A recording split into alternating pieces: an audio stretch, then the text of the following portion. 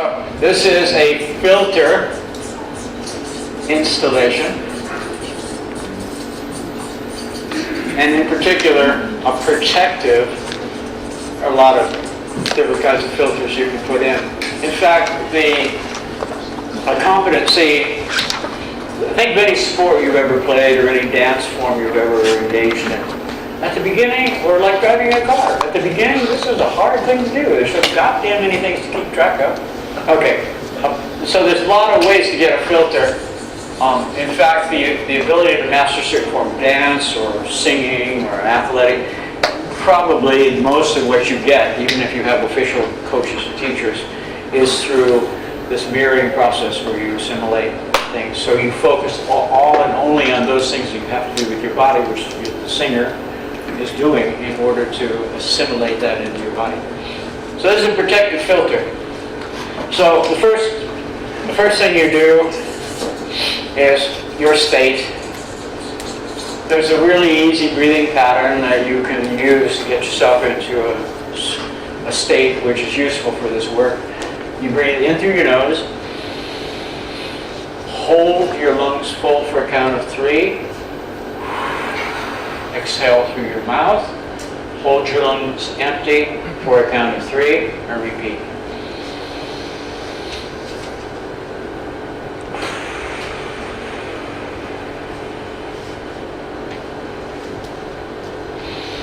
This will change your state quite rapidly, and as you do it, let your tension run through your body, and attention run through your body. And if it discovers tension in any part of your body, let it simply slide down your body, through your legs, out your feet, into the floor. The floor can use the rigidity, you don't need it. Okay, so you check your own state. And then, as with nearly all formats that involve communication between conscious and unconscious, you start with a frame. The conscious mind is very good at framing. A frame is a description of what the boundary conditions of relevancy are for the thing you're about to do. So a frame can be lots of things. In this case, it's a declaration. It says, okay, unconscious, I want to establish, I'm not going to write this whole thing out, a filter. Pause. Unconscious, I need your support on something. I want to be able to connect deeply, even profoundly, with the people, the participants in the seminars where I'm a presenter. These are statements so far. This is the framing. I also want to protect myself from assimilating anything which would call into question my health and well-being. That's the filter I want to establish. Repeating. So the key phrase is identify, let me develop it a little bit, identify and reject anything that would call into question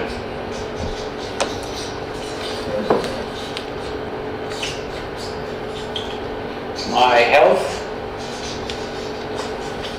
and well-being.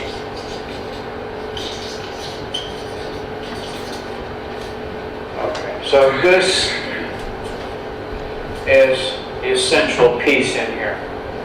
It's technically known as an intensive definition, not listing all the things that you want your unconscious to be able to identify and reject, prevent from assimilating into your body. I mean, imagine the list you have to try and develop. It's a finite list, but it's a really big one, and it's unlikely, even if you spent some hours, that you would succeed in identifying all of the members of that set of things that, if assimilated, would call into question your health and well-being. So use an intensive definition. An intensive definition is a set membership rule. It says to the unconscious, scan for this stuff. The criteria for identifying and rejecting it is if it calls into question my health and well-being, reject it. If it doesn't, let it pass. Think of bandwidth filters. Think of the way there are some advanced auditory equipment where you can bring up the bass and reduce the treble, or vice versa, or the mid-range. This is that's a filter. It's a sound filter. This is a filter, in a sense, more complex. It requires the intelligent participation of your conscious. Hey, if it can run your metabolism and your breathing and your balance and all the things it presently does, surely it can do something like this. That's the argument to test it, but until it's tested, you don't know. Okay, so the first thing is state, second thing is the frame, and then there are two questions. We move over to this flip chart. So what I started right there is going to continue over here.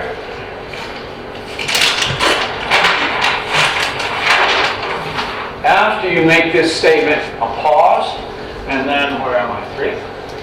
2. Yeah, 3. Here you go. Do you understand what I'm requesting? Now, what the hell kind of answer are you going to get back? It's your unconscious. Yes or no? That is the signals, which I will demonstrate in a moment, that you normally begin with in your adventure, your journey into finding a way of creating a team between conscious and unconscious, or if you prefer dominant and non-dominant hemisphere, same metaphor, same representation, different kind of quality to it. Are yes and no answers. I'll show you in a moment how to do that. So you ask this question, do you understand? If you get a yes, then you go, will you take responsibility for establishing and operating this filter? Yeses to both of these.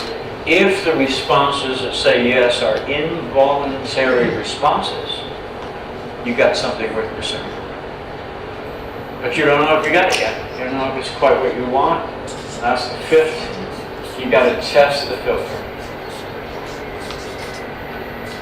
Does it actually work? Does it actually identify and reject, that is, screen out or filter out, things which you know from the past you have assimilated with negative results? Okay. So this is pretty simple. I mean, the 5 steps. Let me talk about the test.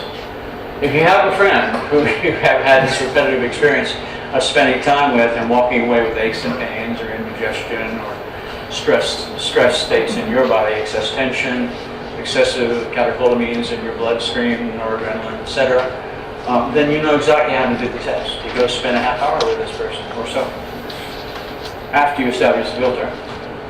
And you, as you walk away, you do a body scan. Okay.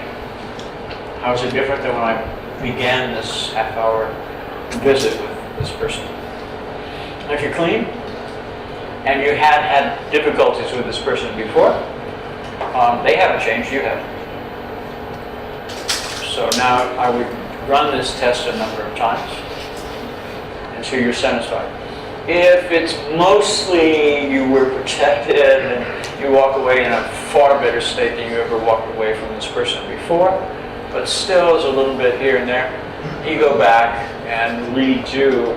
You can say to the unconscious, tighten the filter slightly. What seemed to have leaked through the filter is X, Y, and Z. I don't want that stuff. Do you agree, unconscious, that that is not a healthy condition for me to be in? Those are not healthy internal experiences for me. Those are that muscle tension, excessive noradrenaline, etc. in that context. There are places where excessive noradrenaline is exactly what you need to survive. If the saber-toothed tiger walks out from behind the boulder over there, you want to be flooded with catecholamines. You want to be absolutely overwhelmed by the positive sense, by noradrenaline, which gives you speed, reflexes, gives you strength, gives you ability to make quick and powerful, and usually involves time distortion.